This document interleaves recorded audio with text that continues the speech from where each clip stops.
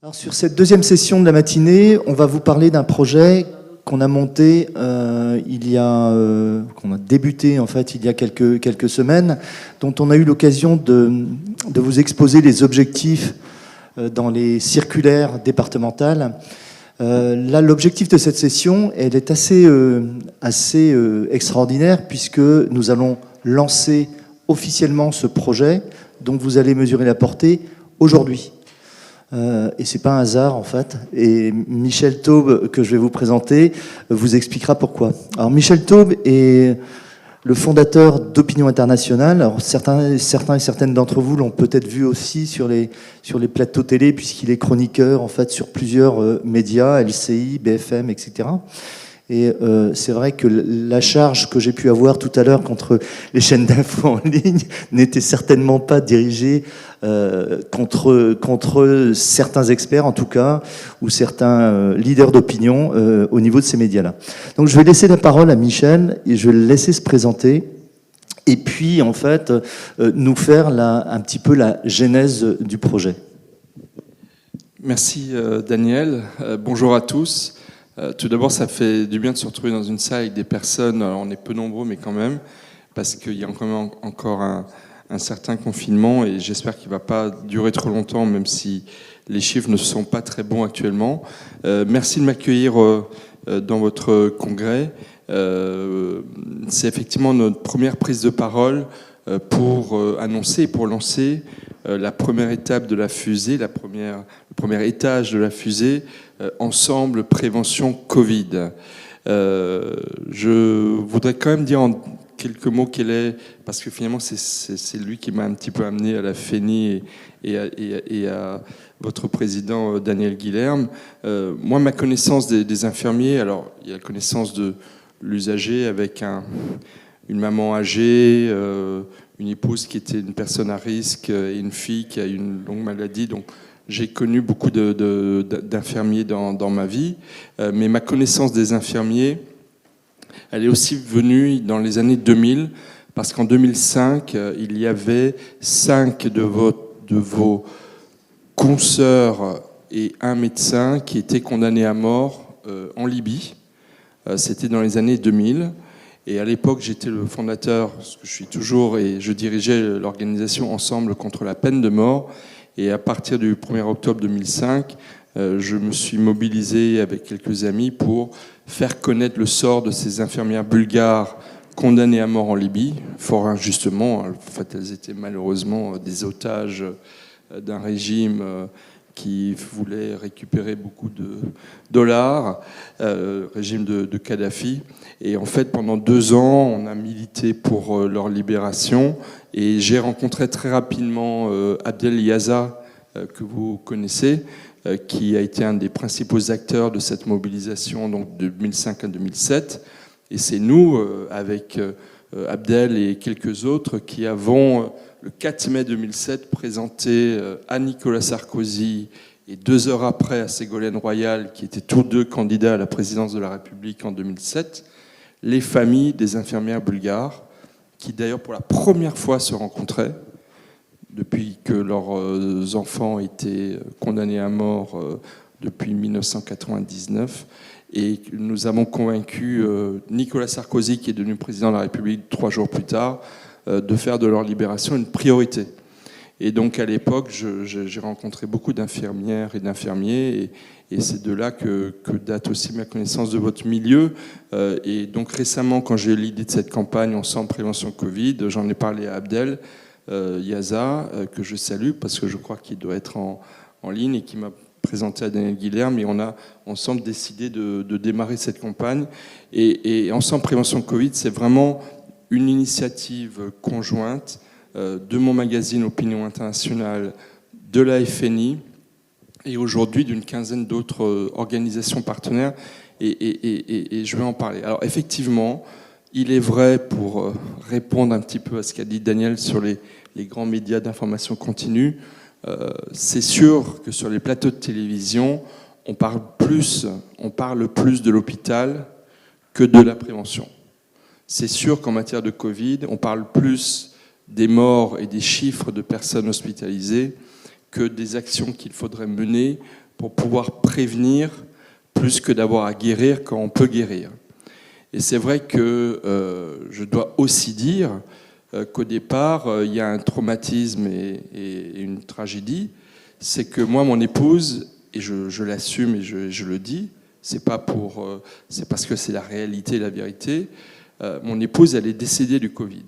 Elle est décédée il y a 2 mois aujourd'hui. Et elle faisait partie des personnes vulnérables. Et il y a 2 choses que je n'ai pas supportées. C'est qu'elle reçoive sur son téléphone portable, le lendemain de son décès, un SMS de l'assurance maladie qui lui disait « Vous pouvez sortir de vos 7 jours de confinement ».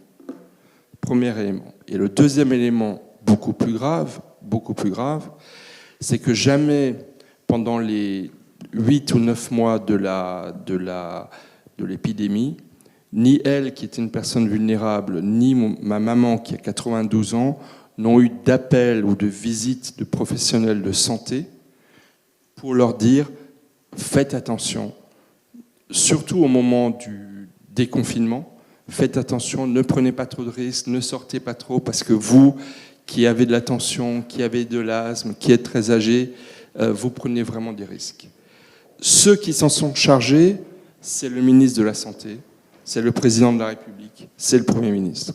Sauf que, comme le montre le sondage, et comme tout le monde le sait bien, le sondage que vous avez vu tout à l'heure, le ministre de la Santé, ce n'est pas notre médecin. Le président de la République, ce n'est pas notre infirmier. Le Premier ministre, ce n'est pas notre pharmacien. Et nous tous, comme usagers de la santé, nous avons encore, fort heureusement, plus confiance dans notre médecin, dans notre pharmacien et dans notre infirmier que dans notre ministre de la Santé, dans notre président de la République et notre Premier ministre, pour nous dire comment on doit prendre en charge notre santé. Et je trouve que c'est un des drames de cette situation depuis maintenant 8-9 mois. Et plus que dans d'autres pays, et j'insiste là-dessus, plus que dans beaucoup d'autres pays, on a l'impression que l'État s'est transformé en médecin de l'ensemble du pays. Et ça, ce n'est pas normal.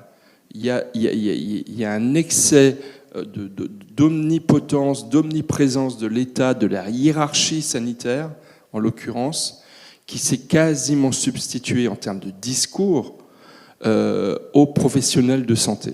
Et alors en plus, drame dans le drame, c'est que les professionnels de santé qui se sont exprimés, comme vous le savez, sur les plateaux de télé, mais aussi dans les conférences de presse officielles organisées par le Premier ministre, les 2 premiers ministres successifs, par les ministres de la Santé, ça était quasiment toujours des grands professeurs de médecine, des services de réanimation, et très peu souvent, à ma connaissance, une fois pendant 5 minutes, des médecins de ville, des infirmiers ou des pharmaciens, ou des kinés, ou d'autres acteurs de terrain. Donc, en fait, il y a eu une confiscation de la parole de santé par une infime tranche de ces professionnels de santé qui sont ceux qui incarnent le dernier recours, j'ai envie de dire, dans la chaîne de santé,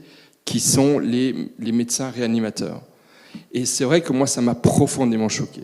Et ça m'a surtout d'autant plus choqué lorsque, et je vous invite à aller le lire sur mon site internet Opinion Internationale, lorsque j'ai lu ou relu le serment d'Hippocrate. Alors là, c'est extraordinaire. Si vous lisez le serment d'Hippocrate, vous pouvez en conclure. Alors là, j'ai oublié de prendre mon ordinateur, mais on va le retrouver. Il y a 2 passages du serment d'Hippocrate qui, selon moi, enjoignaient aux médecins de ne pas aller sur les plateaux de télévision. Parce que dans le serment d'Hippocrate, je vous le dirai tout à l'heure, je vais le retrouver parce que... Pardon ? Ah ben écoutez, c'est extraordinaire. C'est absolument extraordinaire. On a l'impression qu'à l'époque, il y avait la télévision. Excusez-moi, j'aurais dû l'avoir avec moi, mais j'ai oublié de le prendre. Donc, je vais vous le sortir dans un instant. Et donc, ça m'a vraiment profondément choqué. C'est-à-dire que l'obligation de discrétion, de retenue, de silence lorsque l'on a un doute, lorsqu'on ne sait pas, aurait dû enjoindre beaucoup de professionnels de santé et donc de médecins hospitaliers à s'abstenir de tout commentaire.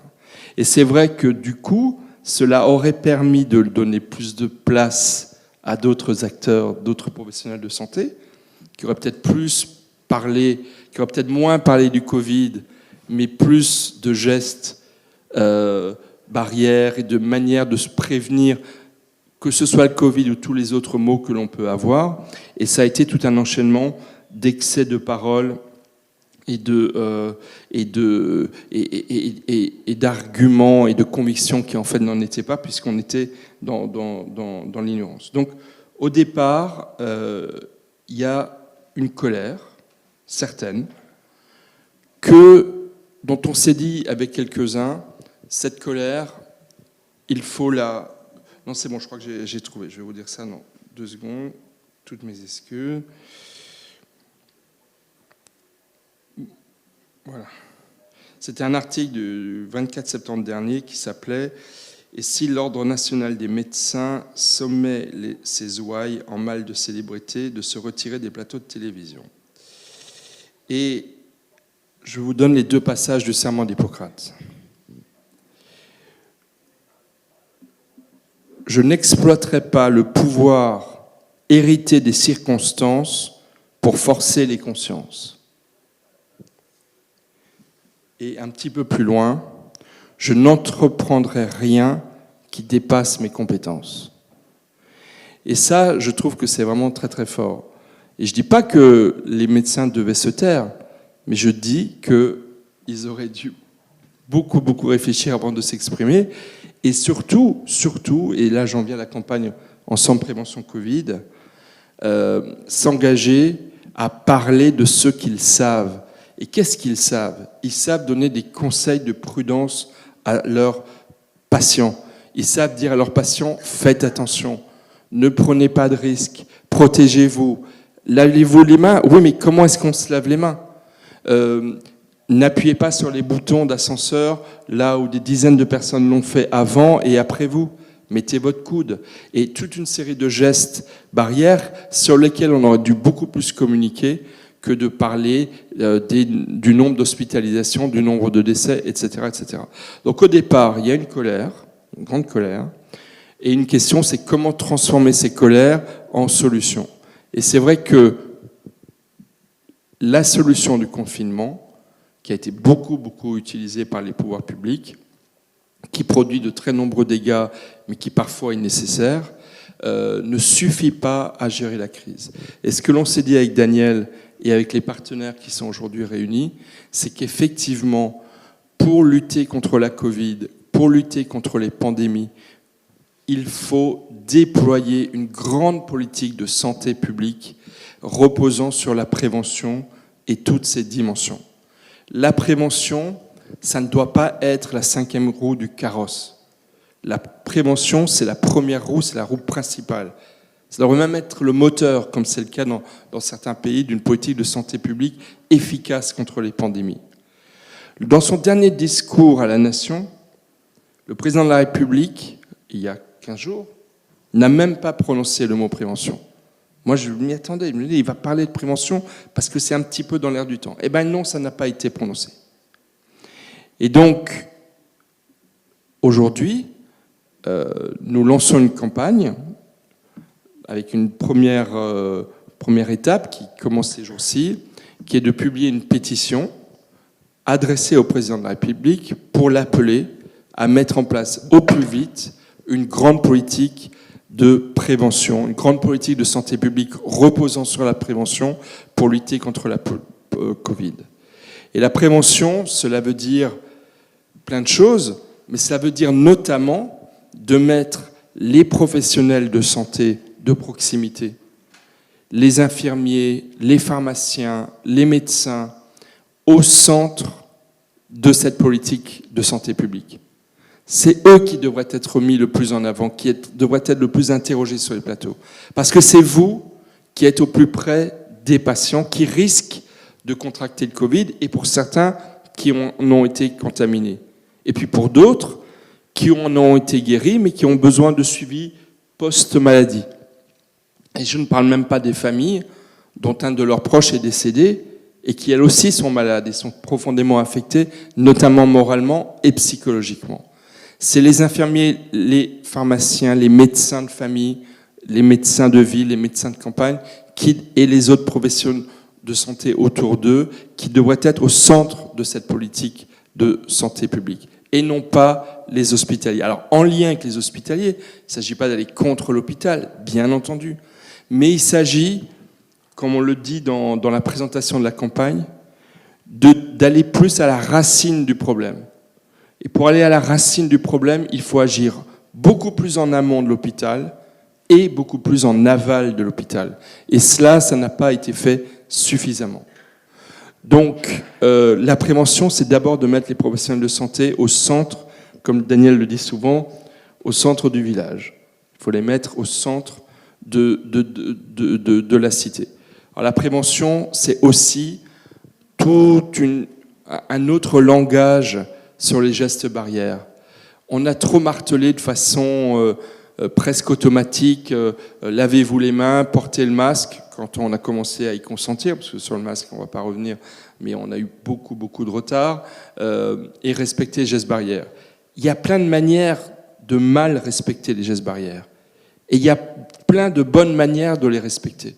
Et cela aurait nécessité beaucoup plus de communication, beaucoup plus de campagnes de communication, notamment en direction des jeunes, sans les culpabiliser, en faisant des alliés de cette prévention, parfois même de manière ludique. En Guadeloupe, les éducateurs sportifs ont distribué à tous les jeunes des bracelets sur la Covid-attitude. En disant la Covid-attitude, c'est je porte un bracelet pour me rappeler que je dois respecter les gestes barrières. Pourquoi n'a-t-on pas fait ça dans toutes les écoles de France ? On aurait pu, plutôt que de marteler sans arrêt des protocoles et des règles qui étaient partiellement respectées, on aurait pu donner à tous les jeunes un bracelet pour qu'à tout moment dans la cour, ils puissent se rappeler « Ah, il faut que j'adopte ma Covid-attitude pour respecter les gestes barrières. » Et ça, il y a plein d'exemples qui ont... Et en plus, j'ai envie de dire, on n'a même pas d'excuses. Parce que lorsqu'il y a eu le sida pendant des décennies, je ne sais pas si vous vous souvenez quand il y avait le sida et que c'était la grande cause nationale en matière de santé publique. Assez rapidement se sont déployées dans notre pays et dans le monde entier des campagnes de communication extrêmement efficaces, adaptées à tous les publics. On ne parlait pas du sida à la communauté homosexuelle du Marais comme on en parlait dans les clubs ou dans des boîtes de nuit où vous aviez par exemple une majorité d'Africains. Le discours était décliné, il était adapté à tous les publics. Franchement, avec tout le tintamarre qu'on a fait sur le Covid, on aurait pu beaucoup plus rapidement décliner très très fortement toute une série de discours sur les gestes barrières, plus pédagogiques, plus entraînants, qui donnent plus envie de les respecter. Et ça a été trop tardivement fait et encore trop peu fait. La prévention, c'est aussi d'avoir des approches beaucoup plus locales, de territoire. Encore une fois, c'est pas dans un pays aussi grand, aussi dense, aussi diversifié que la France, tout ne doit pas se décider à Paris. Et je pense qu'effectivement, moi personnellement, ça c'est un langage que moi, mais plutôt que d'avoir des ARS, je suis plutôt partisan d'autorités départementales de santé, qui soient plus proches des collectivités locales pour décliner de département en département des politiques efficaces. Aujourd'hui, avec les super régions qu'on a, c'est beaucoup plus compliqué d'adapter et de faire dans la dentelle quand c'est nécessaire pourtant de le faire. Donc la prévention, c'est tout ça, et c'est beaucoup d'autres choses, mais c'est vraiment, c'est une doctrine de santé publique qui peut vraiment se développer très très fortement et qui peut amener, autre exemple qui est très important, et moi je vous y encourage, dans les réunions de préparation de la campagne, il est apparu au détour d'une conversation entre tous les partenaires que les organisations de professionnels de santé comme la FNI n'avaient pas été consultées par les organisations professionnelles de la société civile, par exemple les restaurants, les bars, les salles de sport, pour vous demander des conseils sur la façon de mieux respecter les gestes barrières dans leur restaurant, dans leur salle de sport, dans leur lieu de profession. Il y a quelques mois, j'ai rencontré un grand chef restaurateur qui, pour ne pas le nommer, s'appelle Guy Savoie. Quand il m'a parlé de son métier, j'avais l'impression d'avoir un médecin face à moi. Parce qu'il me disait, moi, l'hygiène, c'est une deuxième peau. En tant que patron d'un restaurant, je respecte sans arrêt l'hygiène. Je fais sans arrêt respecter l'hygiène. Mais vous, infirmier, qu'est-ce que vous faites? Exactement la même chose. Donc vous avez une connaissance des mesures d'hygiène extrêmement forte. Et on pourrait imaginer que les organisations de soignants donnent des conseils aux autres organisations dans la société civile sur la manière de mieux respecter les gestes barrières. Et ça n'est pas au ministre de la Santé, forcément, d'expliquer à telle organisation professionnelle comment, dans tel commerce, en fonction de sa taille, de son emplacement, est-ce qu'il y a de l'air qui circule ou pas, on doit respecter un protocole qui forcément sera trop loin des réalités. Donc c'est aussi la prévention, c'est aussi de dialoguer davantage entre professionnels de santé d'un côté et professionnels de la société civile de l'autre pour pouvoir mettre en place des mesures de prévention au plus près des réalités de chacun. Ce qui me permet de dire, et j'en suis vraiment très fier, et merci à la FNI qui a joué un rôle absolument décisif, c'est qu'aujourd'hui, dans la campagne Ensemble Prévention Covid, qui commence à peine, nous avons déjà une quinzaine de partenaires représentatifs de cette diversité de la société. Il y a 7-8 organisations de professionnels de santé, il y a la FNI, il y a le SNIL, il y a la CSMF, il y a les médecins libéraux, il y a l'organisation des pharmaciens, la FSPF, voilà. le SML, voilà, j'ai pas encore la FFMKR, c'est vrai que c'est compliqué. Voilà, pour les masseurs kinésithérapeutes, en tous les cas, vraiment les professionnels de santé proches du terrain, proches des patients sont quasiment tous là et c'est vraiment une très grande force pour nous. Et puis nous avons aussi, côté société civile, nous avons l'UNAPL, nous avons l'UDP, les entreprises de proximité, nous avons la Fédération des entreprises et salles de sport, et nous sommes sur le point d'être rejoints par d'autres organisations pour vraiment avoir cet équilibre santé, société civile. Donc la prévention, c'est l'affaire de tous. C'est l'affaire de tous. C'est l'affaire de chaque professionnel de santé, mais c'est aussi l'affaire de tous les acteurs de la société pour être présents à nos côtés. Donc l'idée, c'est d'essayer dans les semaines, dans les mois et dans les années qui viennent, parce qu'on a l'intention vraiment de travailler dans la durée, c'est d'installer dans le paysage politico-médiatique un autre discours que celui sans arrêt sur les victimes, sur le nombre d'hospitalisations. C'est vraiment le discours de la prévention pour proposer aux médias une autre offre, un autre discours que celui que l'on entend effectivement tous les jours partout. Également au plan, d'ailleurs, au plan politique. C'est ça l'ambition de cette campagne. Alors ça commence avec la pétition que vous pouvez trouver alors soit à l'adresse ensemblepréventioncovid.fr. Juste avant de rentrer en fait dans le détail opérationnel de la campagne, moi je voudrais juste donner un petit mot, dire un petit mot sur ce qui nous a motivés en fait quand on s'est rencontrés.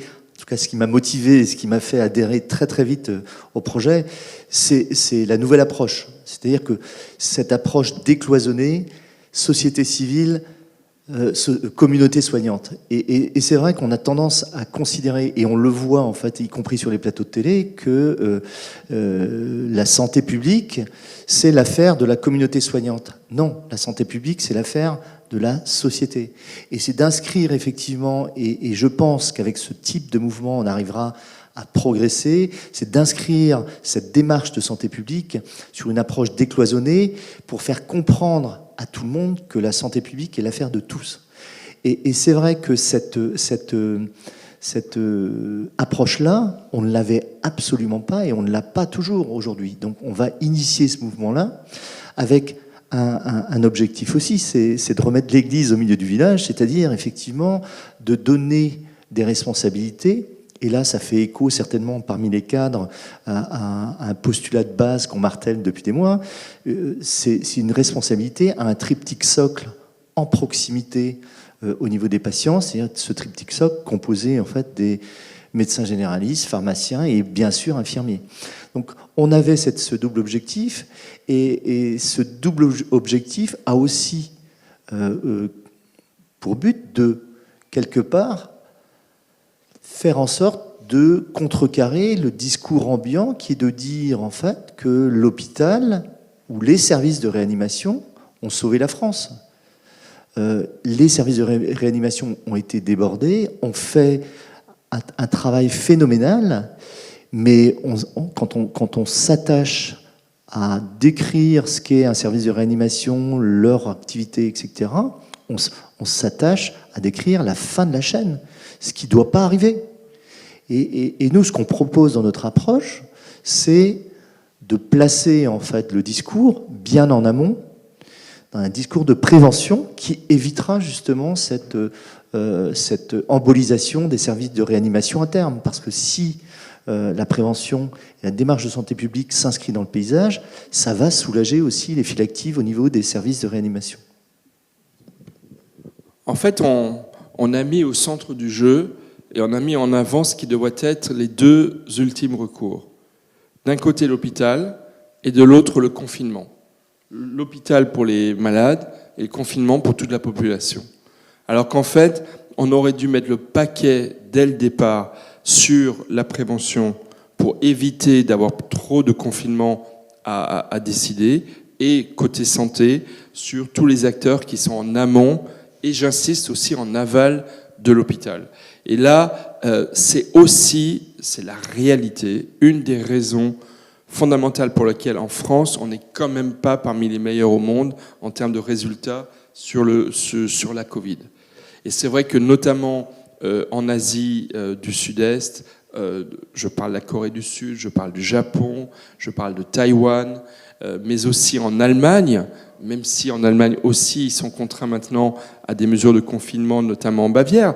Mais la réalité, c'est qu'en Allemagne, ça a mieux fonctionné ces derniers mois et ça va continuer à mieux fonctionner parce qu'ils ont une culture justement de la prévention que nous n'avons pas. Et c'est vrai qu'en France, il faut tirer profit de cette crise pour accélérer certaines évolutions qui sont absolument nécessaires et que le système de santé français adopte une culture de la prévention et notamment en la finançant, en la valorisant.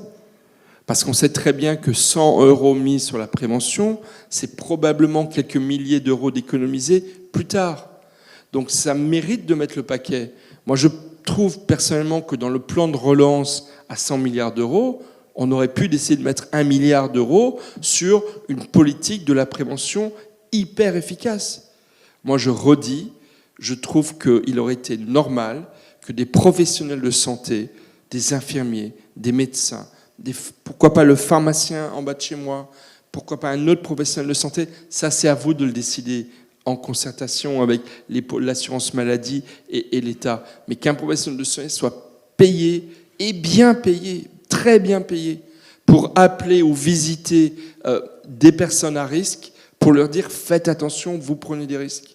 Franchement, peut-être que ça aurait changé la vie de ma femme qui un jour a décidé de sortir et d'aller garder un enfant. Peut-être que son médecin, à 2 jours près, lui aurait dit « Ah, ben non, peut-être que vous prenez trop de risques à le faire. » Peut-être que ça n'aurait rien changé, peut-être qu'elle aurait été. Mais vu qu'elle était plutôt très à l'écoute de son médecin, qui par ailleurs est un homme remarquable et que j'aime beaucoup et dont je redoute le départ à la retraite dans 5 ans, voilà, c'est ça qu'il aurait fallu faire beaucoup plus systématiquement. Et le valoriser, c'est très très important.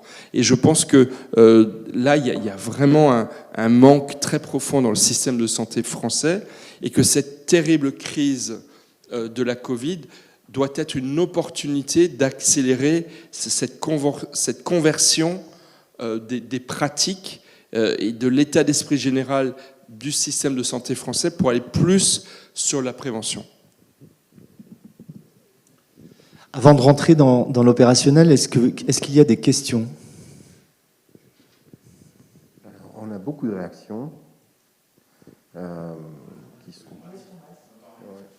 sortir le masque pour parler. On a beaucoup de réactions qui vont dans le sens des propos qui sont tenus. Beaucoup de remerciements pour les propos que vous tenez. Des questions qui demandent si vous allez travailler avec nous, comment cela va s'articuler dans l'avenir. Et puis, globalement, ce qui ressort des avis des internautes, c'est que voilà, la prévention en France n'est pas reconnue suffisamment et qu'on est des acteurs clés et socles du développement de la prévention. Alors, avant de décrire les phases opérationnelles, ou rentrer dans le détail, en tout cas, de cette campagne, elle arrive en plus, j'aurais tendance à dire, à point nommé, parce que ça va mettre de la substance dans les messages qu'on aura dans notre propre campagne. Alors il ne s'agit pas d'être opportuniste, mais en tout état de cause, puisqu'elle est là, ça nous permettra de mettre de la substance en fait dans nos programmes. Parce que vous imaginez bien que cette campagne qu'on lance ici, on va la décliner dans les régions, dans les départements, à l'échelle des territoires. Et ce message-là, il va falloir le porter. Et dans les structures qu'on a en région, en fait, nos syndicats départementaux, les URPS, etc., seront des relais majeurs de cette campagne. Si tout le monde pousse en même temps, vous imaginez ce que ça va représenter comme poids. On va avoir en fait des organisations patronales, on va peut-être avoir des organisations de salariés, on va avoir des étudiants, on va avoir en fait une communauté soignante décloisonnée, en fait, médecins, infirmiers, pharmaciens et d'autres professions qui vont certainement venir nous rejoindre. Mais en tout état de cause, ce qu'on va nous lancer là en termes de démarche santé publique, je ne suis même pas certain que Santé publique France l'ait fait.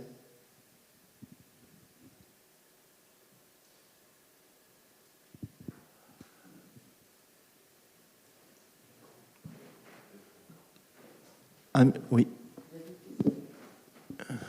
Oui, Jean-François, pour Daniel Guilherme et Michel Taubé.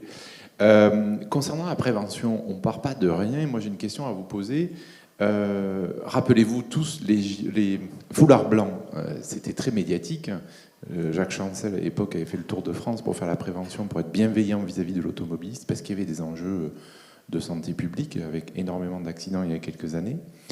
Entre-temps, il y a maintenant la sécurité active. Mais derrière, est-ce que la sécurité active, pourquoi elle n'est pas mesurée? Pourquoi on n'est pas mesuré comme étant une sécurité active, nous, en tant qu'infirmiers, médecins, etc., sur du long terme? Parce qu'on sait qu'en matière de prévention, on ne récolte pas les fruits le jour où on a fait la prévention, mais sur du long terme.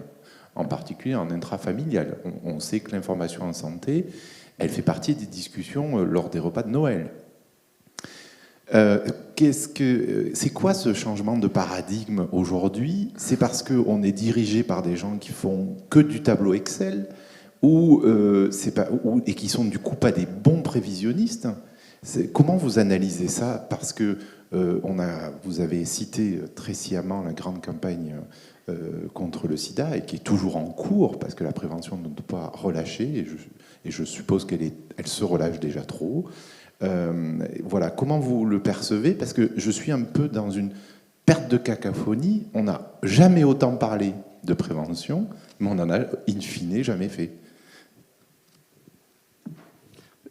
Juste un mot par rapport à ça. On sait très bien aujourd'hui que le système hospitalier, la construction du système de santé, la construction du système de santé est basée sur deux piliers. Il y a la ville et il y a l'hôpital.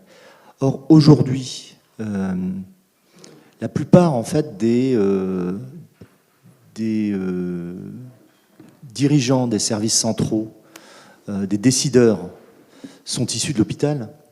Ils sont issus de l'hôpital, et l'hôpital n'est pas en fait le lieu où on fait... Alors, évidemment, il y a de la prévention à l'hôpital, mais c'est pas à l'hôpital qu'on fait le plus de prévention. L'hôpital est là pour soigner. On est sur un épisode en fait de crise. On est sur des épisodes d'urgence, etc. Alors c'est vrai que ce qui va changer aujourd'hui avec ça, c'est que dans le cadre du développement de la stratégie nationale de santé, avec ce qu'on a appelé d'abord le virage ambulatoire et qu'on appelle aujourd'hui l'approche domiciliaire, les choses vont peut-être changer. Les choses vont peut-être changer parce que les services centraux auront besoin demain de gens issus de cette partie-là. Or, comme on avait un système qui était hospitalo-centré, qu'on a dénoncé d'ailleurs, on l'a dénoncé pendant le Ségur, devant Édouard Philippe, devant le ministre de la Santé, on lui dit, attendez, abandonnez le médicocentrisme, abandonnez le structurocentrisme. C'était ça. Donc, si on se place demain, si on place le système de santé dans une approche domiciliaire sur la ville, on aura des opportunités à saisir, et c'est maintenant qu'il faut qu'on se place. Et cette campagne d'opinion, en fait, on la place au bon moment. Alors, vous avez dit une chose qui est extraordinaire. Vous avez parlé de la prévention routière. Et moi, je suis désolé, contrairement à ce que vous dites, je ne pense pas qu'on parle énormément de prévention. Encore une fois, le président de la République, il n'a pas prononcé le mot. Est-ce qu'ils nous ont beaucoup parlé de prévention depuis février? Non, la réalité, c'est non. C'est que c'est vraiment la 5e roue du carrosse. Et vous avez dit une chose vraiment extraordinaire, vous avez parlé de la prévention routière. Mais la prévention routière, c'est quoi? C'est un énorme organisme qui a des moyens colossaux, qui est un acteur qui compte, qui a été déterminant dans l'effort gigantesque qu'il a fallu faire en France pour changer la culture des automobilistes et les amener à être un peu plus respectueux des autres pour qu'il y ait moins de morts sur les routes. Mais quel effort ça a demandé? Ça a demandé quasiment 2 générations de communication incessante pour que la prévention routière donne des résultats. Ben, je vais vous le dire, moi je suis évidemment, pour les raisons que je vous ai indiquées, très très motivé pour qu'ensemble, avec la FNI et 15, 20, 30 organisations demain, on fasse de Ensemble Prévention Covid la prévention pandémie dont la France a besoin, comme il y a la prévention routière sur le plan des morts sur la route. C'est ça qu'on va faire ensemble. Parce que c'est ça dont la France a besoin. Et c'est ça dont les Français ont besoin. Face au Covid, mais aussi face aux prochaines pandémies qui risquent d'y avoir nécessairement dans les années qui viennent, parce qu'avec la mondialisation, avec la circulation, avec la liberté de circulation, forcément ça reviendra. Et donc, c'est ça tout l'enjeu. C'est vraiment ça tout l'enjeu. Là, vous nous avez donné les mots pour dire ensemble ce qu'il va falloir qu'on fasse. Oui, Thierry ? Oui, moi je voulais réagir sur la prévention. Jean-François parlait de la prévention, mais les infirmières libérales en font au quotidien. Quand on voit par exemple notre patientèle qui a plus de 65 ans et la majorité de nos patients ont plus de 90 ans et qu'on n'a pas hospitalisé parce qu'on a fait de la prévention, on a expliqué aux auxiliaires de vie, on a mis en place des stratégies pour éviter les contaminations. On a mis en place aussi, je vais être opportuniste, mais je ne le suis pas. Le BSI a permettre de tracer aussi toute cette prévention qu'on a mis en place. Et quand on voit que le payeur est en train de revenir sur cette stratégie que la FNI a portée haut et fort, où dedans il y a la reconnaissance de notre travail de prévention, et ben moi je trouve ça regrettable et surtout qu'il appuie là-dessus, quoi, voilà. Alors ça, c'est la deuxième bonne idée que, pour ma part, j'ai pointée en termes de mesures concrètes sur lesquelles il faudrait travailler très activement. La première, c'était ces rencontres entre professionnels de santé et professionnels de la société civile pour établir de meilleurs protocoles d'hygiène et de respect des gestes barrières au plus près des réalités de chacun. Et la deuxième idée, deux des intervenants l'ont dit, c'est que ça veut dire quoi concrètement la prévention? Il faut en fait définir des grilles d'évaluation, des critères effectivement d'évaluation, pas d'évaluation, pardon, de quantification et de qualification des gestes des professionnels, des actes faits par les professionnels pour permettre aux usagers d'être dans la prévention.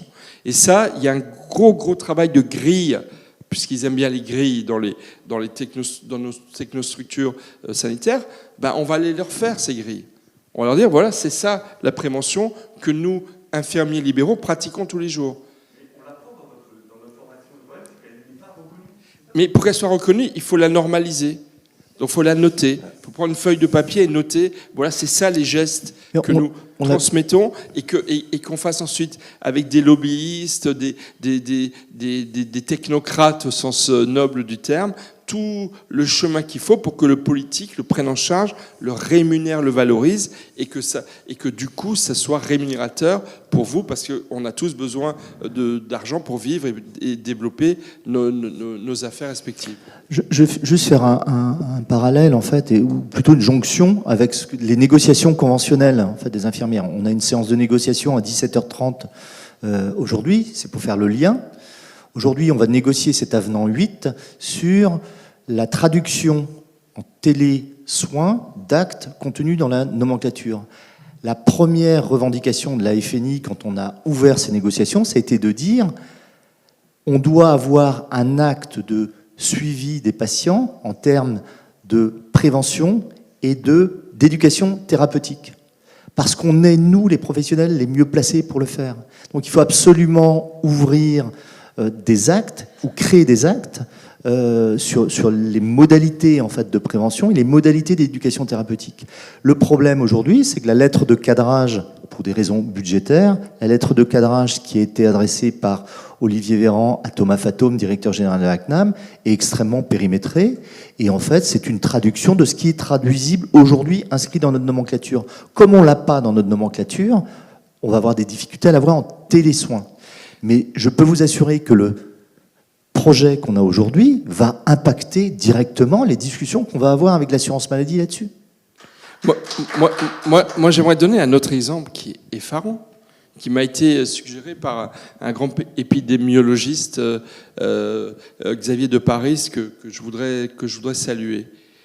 Figurez-vous, c'est quand même incroyable, dans le milieu du travail, dans l'entreprise, il y a en fait un acteur qui est chargé de la prévention. C'est la médecine du travail, qui est censée donner aux salariés et aux employeurs tous les gestes barrières qu'il faut respecter. Et bien, pendant la période du confinement et un petit peu après, ils n'ont pas travaillé. Ils ont été confinés. Ils n'ont pas été mobilisés pour participer à... Vous vous rappelez les premiers de cordée, les caissiers, les infirmiers, les personnes, les logisticiens, les éboueurs, tous ces corps de métier qui font vivre la société.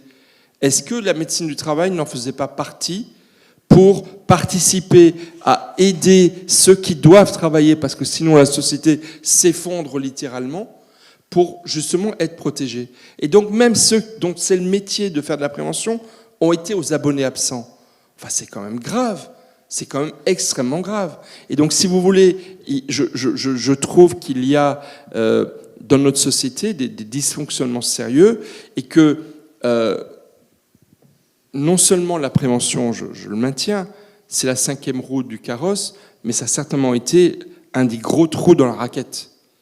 Et que cette raquette, il faut la recorder parce que sinon, ça va revenir. Vous allez voir, ça va revenir.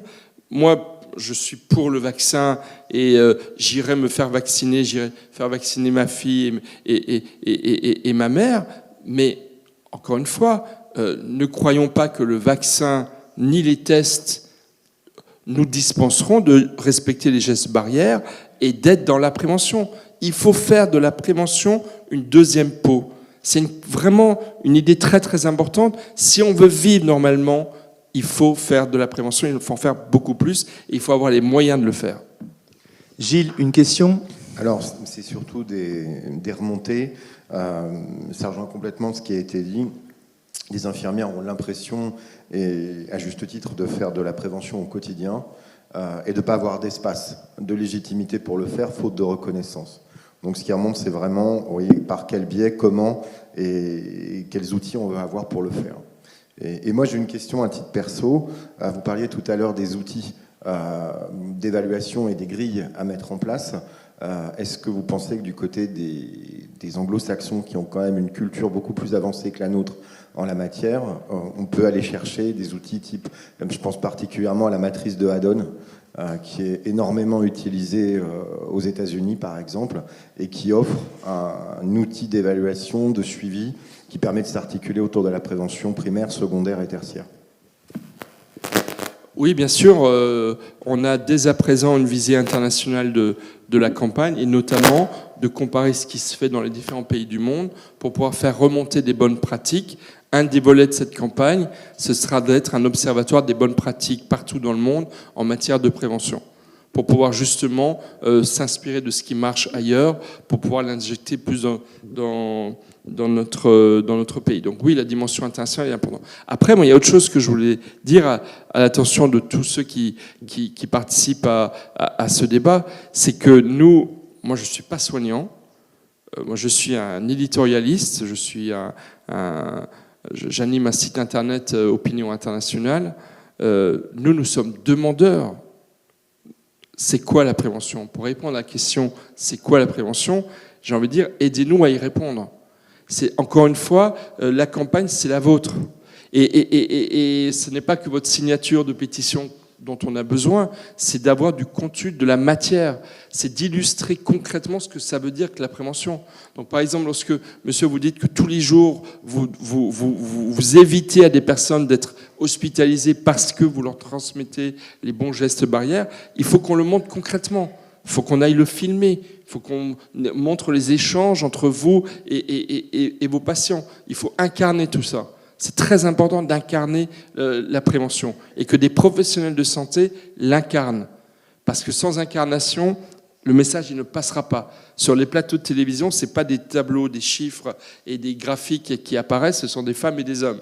Donc il faut que ces femmes et ces hommes montent au créneau pour dire, nous, on en a marre de ce discours anxiogène sur le nombre d'hospitalisations, le nombre de morts. Par exemple, le chiffre des 5000 contaminations par jour. Mais qu'est-ce que ça veut dire, 5000 ? Pourquoi 5000 ? Pourquoi pas 7000, 12000 3000, 1000, j'en sais rien. Mais quelque part, mon intuition me dit que c'est assez arbitraire comme chiffre. Bon, alors, non, ce qu'il faut, c'est parler concrètement qu'est-ce qu'on fait. C'est pas quelles sont les alertes qui font qu'on confine tout un pays, c'est plutôt qu'est-ce qu'on fait tous ensemble et chacun dans notre coin pour pouvoir prévenir davantage. Une dernière. Une remarque, je me permets juste de rebondir, je suis entièrement d'accord avec vous, et c'est vrai que la bonne politique de prévention passe d'abord par l'identification des conduites à risque, pour être en capacité de ne pas être dans l'explication, mais dans l'accompagnement du changement des comportements. Et puis on a une question pour Daniel, qui est posée, à quand un groupe de travail dédié à la prévention au sein de la FNI ? J'aurais tendance à dire que il y a un groupe de travail, enfin, qui est déjà très occupé sur la campagne. Enfin, c'est vrai qu'on a beaucoup d'échanges depuis quelques semaines. On a des visios, interpro, parce que autant la FNI était à l'initiative avec Opinion Internationale du projet, mais c'est ce que je vous disais dans le rapport moral, si vous le relisez, en fait, c'est que un projet, pour ce qui nous concerne, est abouti dès lors qu'il nous dépasse. Et ce projet, je pense, va dépasser le cadre strict de ce qu'est la fédération très vite, très vite. Et tant mieux. Et tant mieux. On restera à l'initiative de cette avec Michel, bien sûr, Michel l'initiateur, et qui est venu nous chercher dans un premier temps pour monter le projet. Mais derrière ça, effectivement, on sera très vite rejoint par des grandes fédérations, voilà. Donc, un groupe prévention, évidemment qu'il y a un groupe prévention au niveau de la fédération, mais ce groupe prévention, on va l'activer dans le cadre, en fait, de notre exercice professionnel à nous, et dans le cadre des échanges qu'on a, notamment avec l'assurance maladie. Parce que nous, l'avenant 8, alors je vais vous le dire, il y a peut-être quelqu'un de l'assurance maladie qui est connecté, mais peu importe, il est hors de question pour nous de signer un avenant 8 si on ne pose pas de manière très claire dans cet avenant des jalons sur l'inscription dans notre nomenclature d'actes de prévention et d'éducation thérapeutique. Et ça, on va l'inscrire dans le dur. Donc, s'il n'y a pas ça, il n'y aura pas d'avenant 8. Et la négociation, c'est jusqu'à quand ? La négociation, c'est jusqu'à quand? Alors, la négociation se termine normalement avant la fin de l'année, donc avant Noël. D'accord. Ouais. Ok, moi je propose qu'on déroule maintenant ce qu'est la campagne, ce qu'elle va être, ce qu'elle va devenir de manière opérationnelle. Je vais demander peut-être à Nicolas s'il veut bien en fait mettre la pétition en ligne, qu'on va vous inviter effectivement à les signer. Vous allez sur le site d'Opinion Internationale. Vous pouvez même faire plus vite. Vous pouvez faire tout simplement ensemblepréventioncovid.fr. Vous tapez sur ensemblepréventioncovid.fr et vous tombez sur la page de la pétition. Et l'acte 1 de cette campagne, c'est effectivement entre maintenant et le début de l'année prochaine, c'est de collecter des milliers de signatures de la pétition adressée au président de la République demandant de faire de la prévention une grande politique de santé publique contre la Covid et les pandémies. Donc sur la page ensemblepréventioncovid.fr, vous tombez sur la pétition, c'est très facile à remplir, et lorsque vous signez, il y a votre nom qui apparaît avec votre titre, mettez bien que vous êtes infirmier, je pense que c'est très important, dans la colonne de droite, on signe. Et donc là, c'est le tout début, on le lance au moment où on se parle, donc là, c'est les tout premiers signataires, c'est le coup d'envoi de la campagne, mais l'objectif, c'est dans une semaine d'avoir au moins, j'espère, quelques centaines de signatures, voire beaucoup plus, et on va dans les jours qui viennent mobiliser tous les réseaux partenaires déjà de la campagne. On va aller chercher aussi des artistes, des sportifs, des politiques, de tous bords politiques, sauf les extrêmes. On va aller chercher vraiment tous les corps de la société, les professions libérales, les notaires, les avocats qui sont déjà avec nous grâce à l'UNAPL, les commerçants, les restaurants. Voilà, l'idée c'est que tout le monde signe, et ça c'est l'acte 1 de la campagne. L'acte 2, ce sera, alors il va y avoir des adresses au président de la République, il va y avoir des tribunes d'opinion signées par les partenaires, mais l'acte 2, ce sera, et je peux déjà vous donner la date, le 14 janvier prochain à 18h, un grand colloque sur Zoom des partenaires sur justement répondre à la question, c'est quoi la prévention contre la Covid? Concrètement, c'est quoi? Et c'est vrai que il est très très important de dire concrètement ce que cela veut dire. Et donc c'est vrai, par exemple, un infirmier qui fait de la prévention, ça veut dire quoi concrètement? Et c'est vraiment très important de le mettre en avant. Donc la pétition, 2 ce colloque pour vraiment donner du contenu à ce que veut dire la prévention. Et puis entre les deux, il y aura bien entendu des diverses étapes et au-delà, beaucoup d'actions qui vont se mener. Donc sur la pétition, bien évidemment, on espère que maintenant que vous êtes tous connectés et que vous avez possibilité d'accéder à cette pétition, c'est de la remplir et de la partager, puisque vous avez possibilité de la partager sur les réseaux sociaux. Est-ce que tu peux scroller un peu pour baisser l'écran ? Et vous avez les réseaux sociaux qui apparaissent, voilà. Et ça fonctionne bien. Et là, vous avez en bas la liste des premiers signataires, dont Daniel Guilherme, qui sont à l'initiative de cette campagne.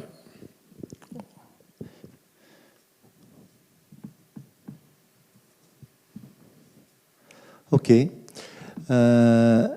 que ça vous paraît clair au niveau de ce qu'il y a à faire, en tout cas aujourd'hui, pour ça ?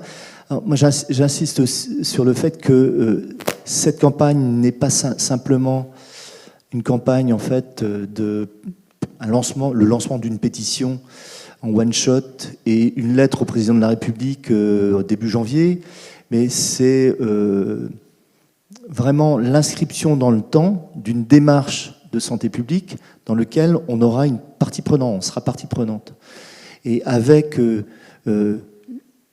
des modalités en fait pour faire vivre cette campagne. Alors avec une équipe de campagne que je vais te laisser décrire, Michel, qui est une équipe de haut niveau et qui va certainement en fait faire dépasser le projet en fait des frontières nationales. Absolument. En fait, c'est toute une équipe qu'on met en place avec un petit peu de moyens parce qu'encore une fois, si nous ambitionnons d'installer un contre-discours un peu centré sur la prévention par rapport au discours ambiant, il va falloir mettre le paquet. Et donc j'aimerais aussi remercier à travers vous toute l'équipe de campagne qui s'est mise en place. Hélène Bayeul, qui est la directrice de campagne, mais aussi Arnaud Benedetti, Lorraine Da Fonseca, qui nous aide beaucoup à titre bénévole. J'aimerais remercier Florence de Paris, Xavier de Paris, que je citais plus tôt, qui est épidémiologiste, Raymond Taube, qui est le rédacteur en chef d'Opinion Internationale et le directeur de l'Institut de droit pratique, organisme de formation professionnelle, si vous avez besoin d'un bon organisme sur des questions juridiques, pas les questions de pratique d'infirmier, mais questions juridiques, n'hésitez pas à recourir à lui. Catherine Fugue, Alexis Trassouden et quelques autres. Voilà, c'est vraiment toute une équipe qui se met en place, une équipe de choc pour pouvoir vraiment essayer d'installer ce contre-discours, ce discours positif, propositionnel, dans le débat public et auprès des politiques.